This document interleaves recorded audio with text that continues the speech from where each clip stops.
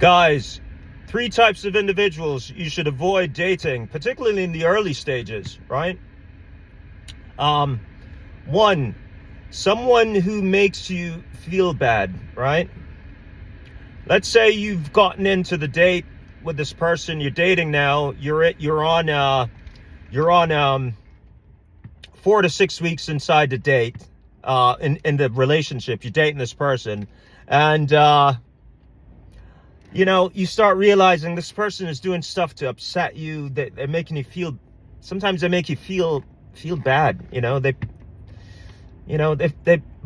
not like they're directly putting you down, but their actions make you feel bad, right? Feel some kind of way, right?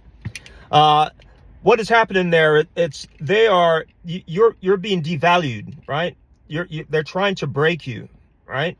And that's how they establish a deep, lasting trauma bond, right? You should have gotten out earlier. The first time you see the sign, you should have gotten out of that relationship, because what they're doing is they're conditioning you for a lifetime of abuse, for future abuse, right? You're inside the trauma bond when that's happening to you, right? So be aware of that. Around week 4, week 6, once you're in the relationship, if you find that they're doing things, their actions, or, they say they're going to come over to your house at a certain time, but last minute they change. They say they're going to do something. Last minute they don't do it. Things like that is what I'm talking about. Inconsistencies. Stay away from this person, right? Because you're inside the trauma bond at that moment, and you're unaware of it, but that's what's happening, right? The second kind of person you need to avoid is the liar. So you just start dating this person. This is in the early stages, right? Someone lies to you. You set a date, right, with this person, and they lie to you, right? So they break the date a couple minutes, right? It's sunny outside. So they break the date on you, with you, a couple minutes before the actual date starts, right? Say about an hour, 40 minutes before the date starts. Sometimes these narcissists will do that. They'll watch to see you show up at the date, right? They'll watch from afar. They'll see you show up, right? And they'll break the date just to watch you from afar, right? They're sociopaths, psychopaths. They're deviant, right? Sometimes they're in the area, but they'll watch just to see your body language, see you destroyed, see you upset, right? And then when you call them on the phone, they'll say, "Oh, something came up." That's lie number 1, right? "Oh, I have an emergency. I have a chronic condition and it flared up, or I'm in the hospital, or my dog died, or whatever," right? Stay away from these people, because a liar, that person it's a telltale sign that they will gaslight you in the future. A telltale sign of a narcissist is gaslighting, right? What I mean, because once you confront them with the lie, right? You say, "Oh, what do you mean?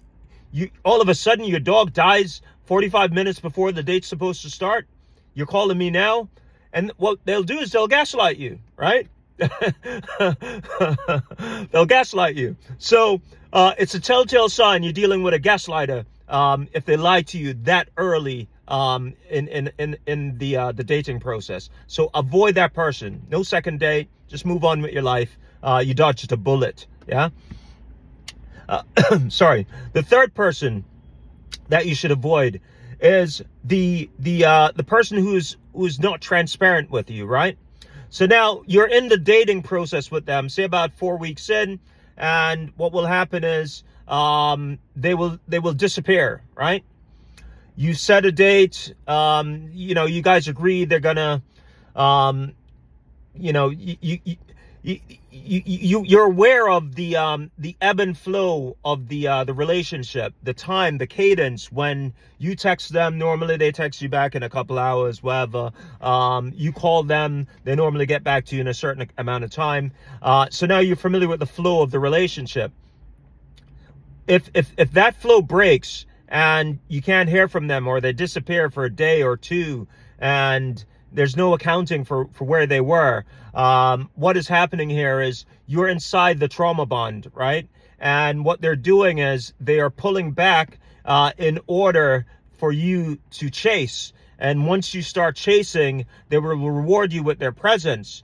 But that is really conditioning you to become dependent on them as you're depending on any other drug. The brain chemistry inside your head, inside your brain, creates a bond to this person. And that's how you get into the trauma bond. And eventually, when you break up with this person, you can't let them go. And that's how a narcissist hooks you, is by you have control over it. But it's getting over your addiction is how you're going to get rid of a narcissist, right?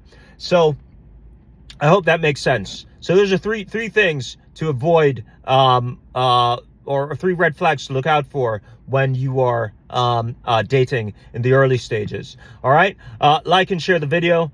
Thank you guys. See you on the next one. Bye bye.